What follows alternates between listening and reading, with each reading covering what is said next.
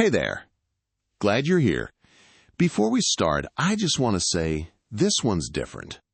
This isn't just another story about family or childhood memories. This is about something I found. Something I was never meant to see. And the truth it uncovered, well, it changed the way I see my father, and maybe even myself. So get comfortable, because what you're about to hear is a quiet mystery. No police, no chases, no headlines. Just a gold ring, an old letter, and a secret that lived in a drawer for over 30 years. Let's begin. I wasn't looking for anything, really. It was one of those quiet Saturdays, the kind where the light hits just right through the kitchen window, and the house feels heavier than it should.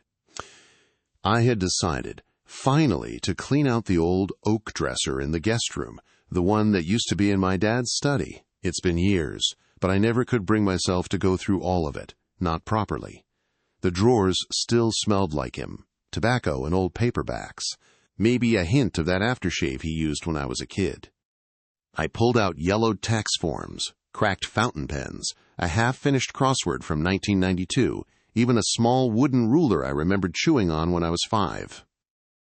It was like going through time, with no order, no logic.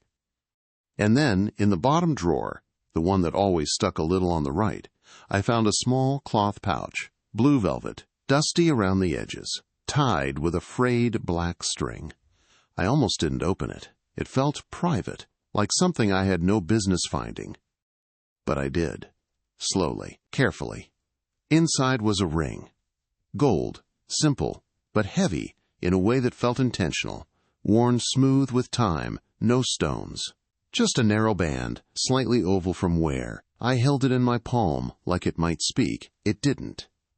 I didn't recognize it. It wasn't my mother's, not my father's wedding band either. I have that, tucked away in a box with other things that make me quiet when I look at them.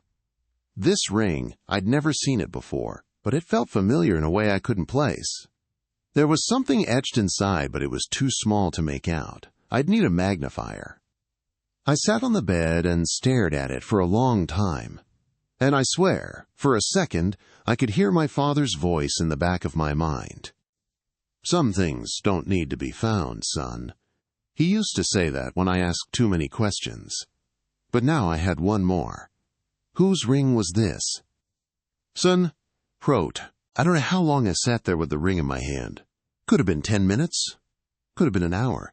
Time bends in strange ways when memory starts pulling at you. It wasn't the first time I'd held that ring. I was sure of it now. Not exactly, maybe. But something about the weight, the warmth it seemed to hold, the slight curve of the band. It stirred something in me that was buried deep. Not a memory, exactly. More like a feeling. The way a certain smell can bring back a day you thought you'd forgotten. I got up, walked to my old toolbox in the garage, and found the magnifying glass I use for fiddly work. Model trains, mostly. Something I used to do to keep my hands busy after the divorce. I brought it back inside and held the ring up under the light. The engraving was small, delicate, almost worn away. But I could still read it. E, always, J. That was it. Just those 3 words. That one letter. And 2 initials. E and J. I felt my stomach tighten. Because I knew someone named Elaine. Not well. She'd been part of my dad's life a long time ago. Before my mother. Maybe even before I was born. I'd heard her name once whispered in a hushed tone during a family dinner when someone said, before Martha, there was that Elaine woman. That Elaine woman. Suddenly I could picture a photo, one I found once as a teenager buried in the back of a drawer. My father younger, smiling in a way I'd never quite seen in real life. His arm around a woman I didn't recognize. Dark hair, kind eyes, laughing, like they were in the middle of a joke only the 2 of them understood. I'd asked my mother who she was. She'd gone quiet, closed the drawer, said nothing. I never saw that photo again. And now, years later, I'm holding a ring in my hand that says, always. I sat back down on the bed, heart suddenly unsteady. It didn't feel like I'd just found a lost object. It felt like I'd just tripped over someone's memory, and it wasn't mine. I don't know how long I sat there with the ring in my hand. Could have been 10 minutes. Could have been an hour. Time bends in strange ways when memory starts pulling at you. It wasn't the first time I'd held that ring. I was sure of it now. Not exactly, maybe. But something about the weight, the warmth it seemed to hold, the slight curve of the band.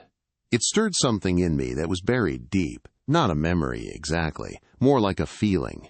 The way a certain smell can bring back a day you thought you'd forgotten. I got up, walked to my old toolbox in the garage, and found the magnifying glass I use for fiddly work. Model trains, mostly. Something I used to do to keep my hands busy after the divorce. I brought it back inside and held the ring up under the light.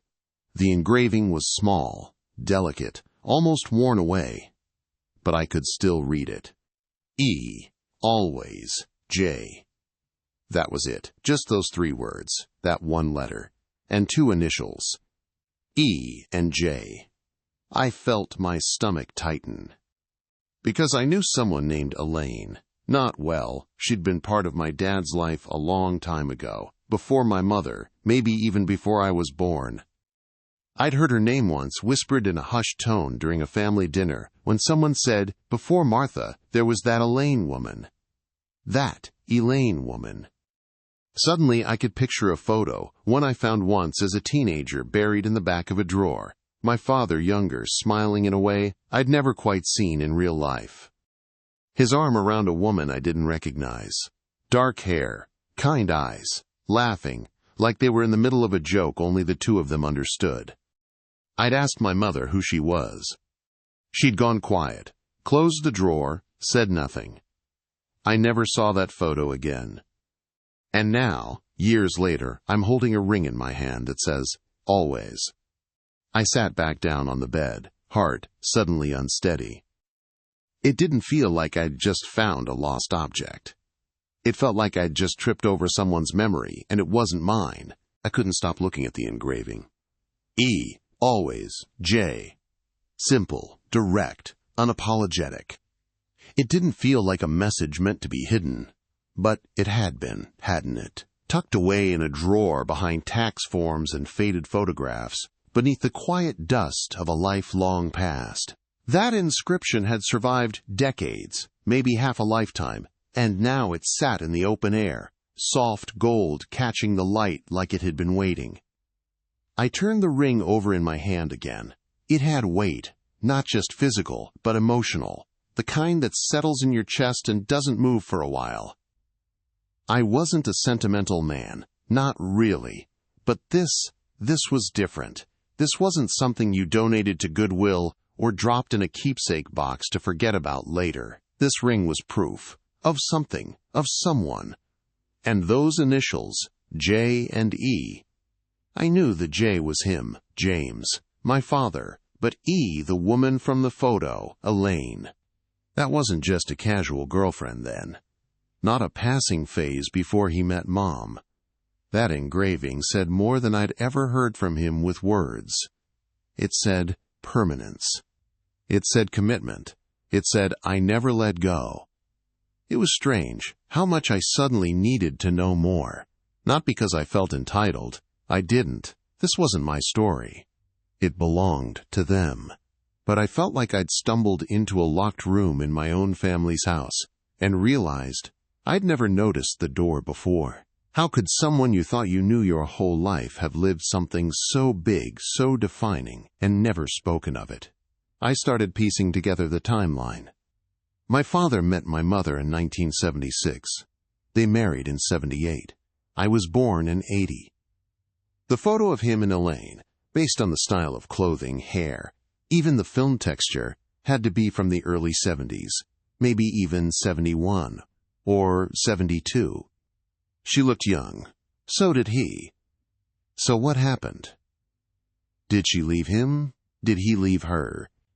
Did something happen? Something painful enough that he buried it all in the bottom drawer and locked it away. I remembered something then. A conversation, or rather, a moment from when I was a boy, maybe 10 or 11. I had asked Dad why he didn't wear a wedding ring. He said, Rings get in the way of work. I'd shrugged and gone back to my cereal.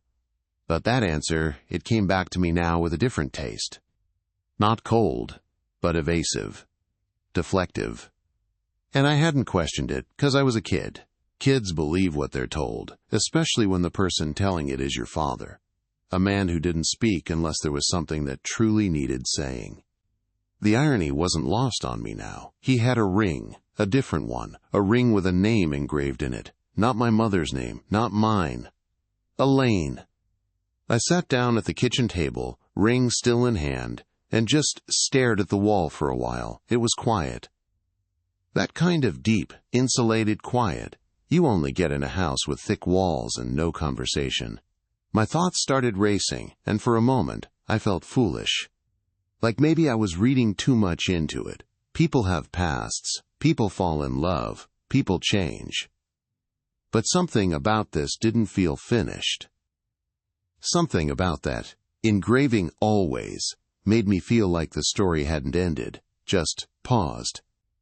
There was still that letter I found in the drawer, the one in her handwriting. I hadn't read it yet. It sat under a yellowed postcard and a ticket stub from a movie I couldn't quite make out. I reached for it now with a kind of hesitance I hadn't felt since I was a boy sneaking a look at the presents under the tree before Christmas.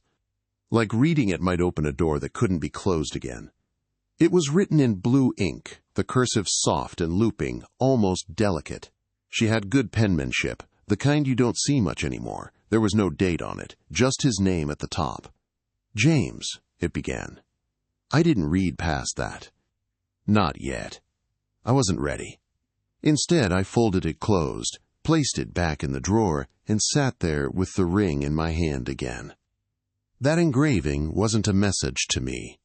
But now, somehow, it had become mine to carry. I waited 3 more days before I did anything. The ring stayed on my nightstand, in the small velvet pouch. Every time I passed it, I'd glance its way. And every time, I felt the same tightness in my chest, like I was on the edge of opening a door I couldn't close again. I kept telling myself it wasn't my place. Whatever happened between my father and Elaine, that was their business, private, sacred even. But something deeper kept tugging at me. Not curiosity, not exactly. It felt more like responsibility. Because my father never told me this part of his story, and maybe he never planned to. But now that I knew, now that I had the ring, the photo, the letter, I couldn't pretend I didn't. So I made a choice. I went to the garage, pulled out the last box labeled Dad, Old Files, and dumped it on the workbench. I'd kept it sealed since the funeral, mostly out of avoidance, maybe a little guilt. But now I was sifting through it like a detective, hoping to find something, anything, with Elaine's full name. Half an hour in, buried between an old checkbook and some retirement paperwork, I found what I was looking for. An envelope. Addressed to Ms. Elaine Whitmore, Shelburne Falls, M.A. No return address, just her name, her town, no street, no date. The handwriting was his. I whispered the name to myself, Elaine Whitmore. It felt strange saying it aloud, like I was calling a ghost back into the room. The next step took more nerve than I expected. I opened my laptop, typed her name into the search bar. Elaine Whitmore, Massachusetts. I braced myself for nothing, or worse, for a memorial page. But she was there. Third link down, a photography website. Minimal, simple. The kind of site made by someone who didn't care about fancy design but wanted their work to speak. Landscapes, mostly. Black and white portraits. One section simply titled, Stories in Stillness. There was a contact page, a phone number. I stared at it for 20 minutes before dialing. I don't know what I thought I'd say. I didn't plan it. I just knew I needed to hear her voice. It rang twice. Then again. And then she answered. Hello? Her voice was warm, older and slightly cautious. The way people sound when they don't know who's on the other end. Hi, I said, my voice cracking slightly. I hope I'm not intruding. My name is Daniel Reeves. I think you knew my father. James Reeves. There was a pause. long enough that I thought maybe she'd hung up. But then, "Daniel?" She said my name like she was testing it. Like it was a name she hadn't spoken in years but had held on to somewhere deep. "I'm sorry," I said quickly. "I know this is unexpected. I found something. Of yours, I think." Another pause. "Is he?" she asked gently. "He passed," I replied, 3 years ago." Silence. I could hear her breathing, a careful, measured breath, like she didn't want to break something inside her. "I see," she finally said. "I didn't mean to bother you," I offered. There's a ring in a drawer with your name inside it, and a photo, and a letter." There was something like a soft laugh on the other end. Not joyful, more like disbelief. Like the kind of sound people make when life hands them a memory they weren't ready for. "I always wondered if he kept it," she said. "What was it?" I asked, before I could stop myself. "Between you two?" Another long pause. Then she said simply, "Everything and nothing at the same time." It wasn't the answer I expected. And somehow it told me more than a full story ever could. She continued, "He was going to marry me, once, before things changed, before he met your mother." I didn't know what to say. I felt like I was standing in someone else's house, looking at their family portraits and trying to place myself in them. "I just needed to know," I said, "if it meant something, if I wasn't imagining it." "You're not," she said gently. "He loved me, and I loved him. But love doesn't always win the way people think it should. Sometimes it has to get quiet, tidy, folded away." We sat in silence for a while, two people connected by a man we both lost in different ways. Before hanging up, she said something I'll never forget. "Daniel, thank you for calling. You didn't have to, but I'm glad you did. I always wondered if he remembered." "He did," I said. "He kept everything." And then we said goodbye. And I sat alone in my kitchen, staring at the ring again. It didn't answer all my questions. But maybe it didn't need to. It's strange, the things we never say to the people we love. My father and I had decades together, and yet I never knew about Elaine, never heard her name from his lips, never saw even a flicker of that old photograph in the corners of his life with us. He carried her like a secret, one wrapped in velvet and hidden under 1,000 unspoken words. And I suppose I never asked. Maybe I didn't want to know. Maybe I was afraid that if I dug too deep, I'd find cracks in the man I had built out of silence and Sunday chores. But after that phone call, everything shifted. I didn't see my father the same way anymore. Not worse, not better, just fuller. More human. He'd always seemed solid to me, quiet, reliable. A man of routine. Same coffee every morning, same folding chair on the porch, same book by the bed. He was the kind of man who nodded instead of hugging, and who taught me how to fix a leaky pipe before he taught me how to talk about my feelings. But now I knew there had been more, a story behind the stillness, a chapter he never read aloud. I didn't ask my mother about it, not yet. I wasn't sure I ever would. Some parts of love aren't meant to be triangulated. I figured whatever history they had, my mother, my father, and the echo of Elaine, it had settled where it belonged, tucked into the folds of time, like an old coat you keep not because you wear it, but because it once kept you warm. Still, I couldn't stop thinking about that young man in the photograph, the version of my father who smiled differently, who loved someone before he became the man I knew. I wondered if that version of him was still alive in there, buried under the years. Or if that love, that ring, that woman, was the beginning of him becoming the version he chose to be with us.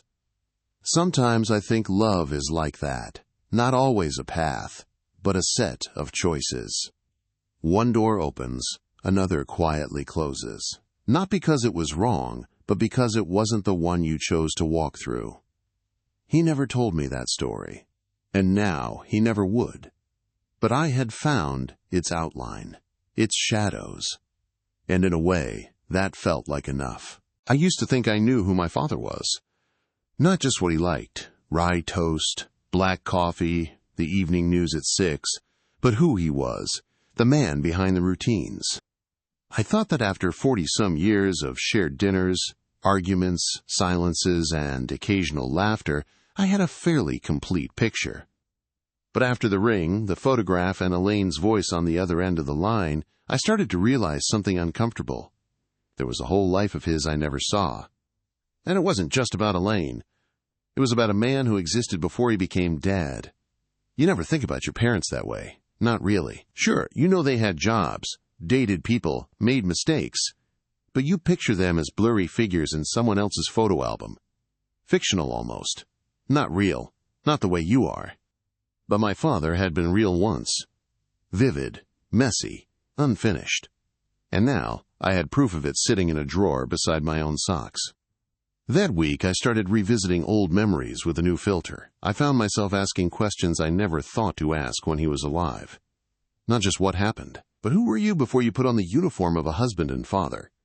I thought back to a night when I was maybe 14. He'd come home later than usual, quieter than usual, and I'd heard him downstairs, alone in the dark living room, listening to some old jazz record on the turntable he never used. I'd never seen him cry, and I didn't see him that night either. But the music was soft, the lights were off, and something about the stillness of it stayed with me. I wonder now if that night had something to do with her, with Elaine, or with everything he gave up to become who he was supposed to be. People talk about regret like it's a thing you can see clearly, but I think regret wears a dozen faces. Some you ignore, some you laugh about over beers, and some you tuck away in velvet bags because the ache never really stops. My father didn't leave a journal. He wasn't that kind of man. He left me tools, instructions, quiet lessons on how to fix things that were broken, but never the ones that broke on the inside. And now that I'm older, I realize he did the best he could with what he had. Maybe we all do. But still, I kept wondering, what was he like with her? Was he more open? Did he laugh louder? Did he dance? Did he believe, even just once, that love could be enough? I'll never know. That version of him belongs to a time and place I can't reach. To a woman I barely know, who once held his name inside a ring and signed her letters like she still meant it. But I see him differently now. Not smaller. More complete. Because the truth is, we all carry other lives within us, versions that don't get chosen, paths we quietly fold up and place in drawers, hoping someone might understand them someday. And now, I do. I kept the ring in my desk drawer after that. I couldn't bring myself to lock it away again, but I didn't want it sitting out on the table either.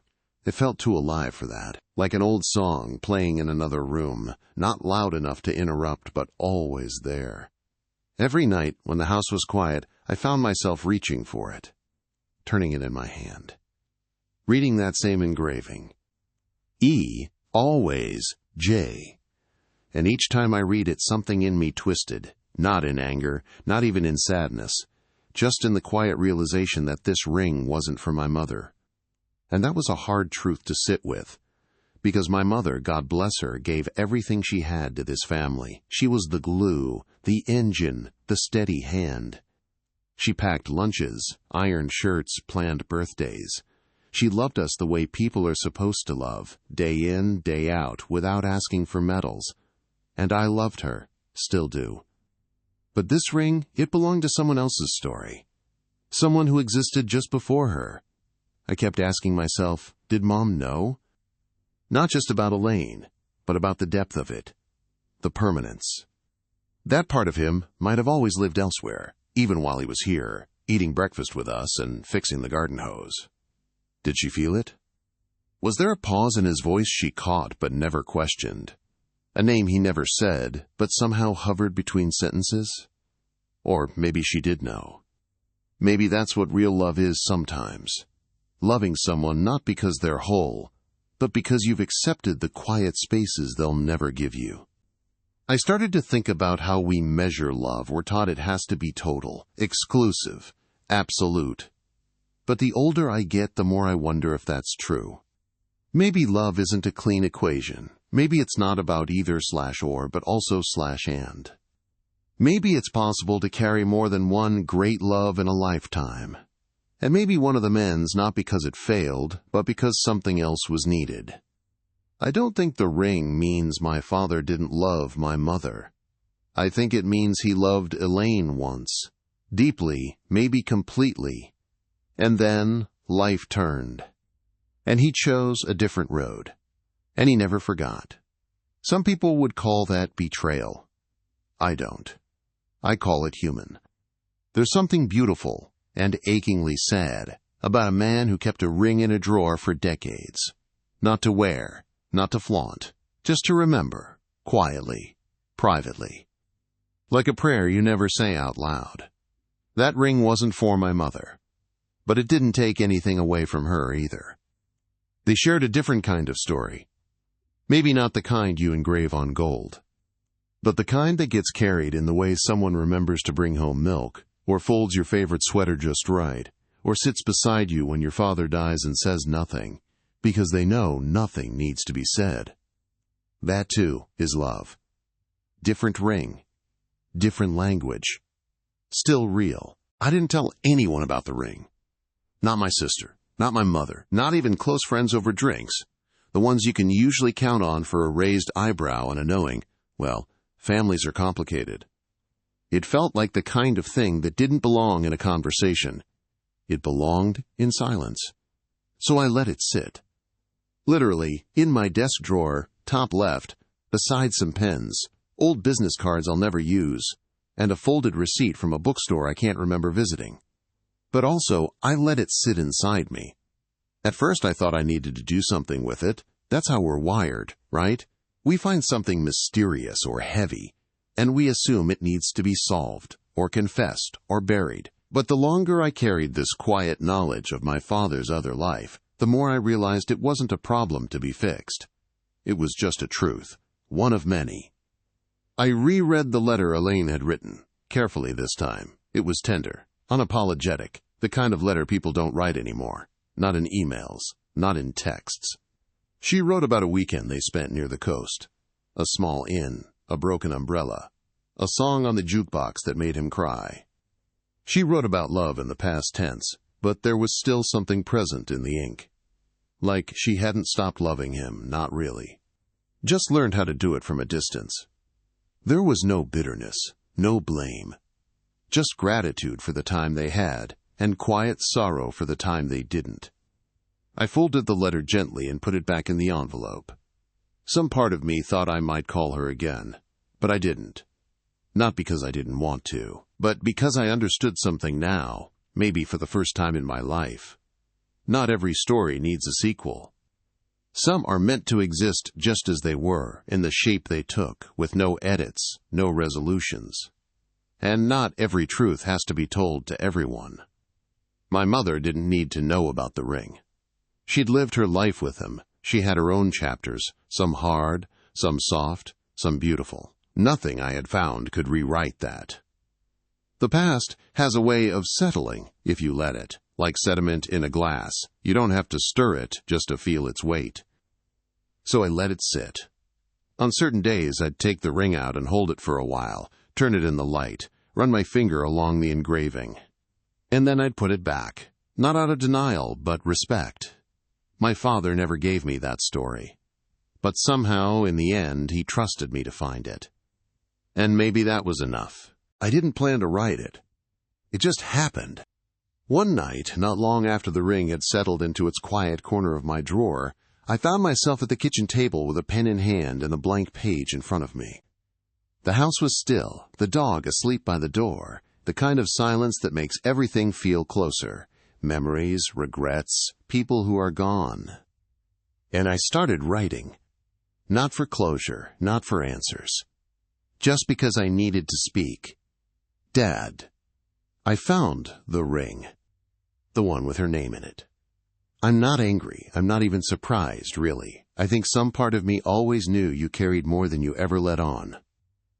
You were a quiet man, not because you had nothing to say, but because you didn't know how to say all of it. Or maybe you did, and you just didn't think we needed to hear it. you were probably right. But I wish you'd told me. Not everything, not the messy details, or the why didn't it work. Just something. A name. A sentence. Some kind of thread I could pull when I got older and started asking questions I never knew how to form when you were still alive. I talked to her. Elaine. Her voice sounded older than I imagined, but kind. Strong. She loved you. I could hear it, even now, after all this time. She said something that's been stuck in my mind since. Sometimes love has to get quiet. You were good at quiet. But now that I know, I understand you more. Not less. More. You lived a life before us. A full one, I think. You had dreams, heartbreaks, people who held your hand under different stars. And still, you came here. You built this life. With Mom. With us. You never spoke of her, but you kept her ring. You never looked back, but you never let go either. I used to think that meant you were divided, that maybe you weren't fully with us. But now I see it differently. You were human, you made a choice, and you lived it, quietly, honestly, completely, in the way you knew how. And that's more than most people can say. Thank you for being the man you were, not the flawless version I imagined, but the real one. Thank you for the tools you taught me to use, for the porch talks, for the times you didn't know what to say but still showed up. And thank you for trusting me with your unfinished story. I won't tell Mom. I don't think she needs it. But I'll carry it. Gently. Like you did. Dan, I never mailed it. There was nowhere to send it, of course. But that wasn't the point. I folded the letter, placed it in the velvet pouch with the ring, and tucked them both back into the desk. Then I turned off the light, walked upstairs, and left the drawer just slightly open. Because not all stories need to be locked away. Some just need to breathe. Even if only in the quiet. Thanks for staying with me through this story. It means more than you know. If it made you think about your own family or wonder about the stories that live in silence, then maybe it did what it was meant to do. There are so many moments in life we never speak aloud. But here, we do. And this is just one of many. So if you're still with me, stick around. Because there are more stories ahead. Some strange. Some heartbreaking. Some that might just stay with you longer than you expect. Until next time, take care of yourself. And maybe check your drawers. You never know what you'll find.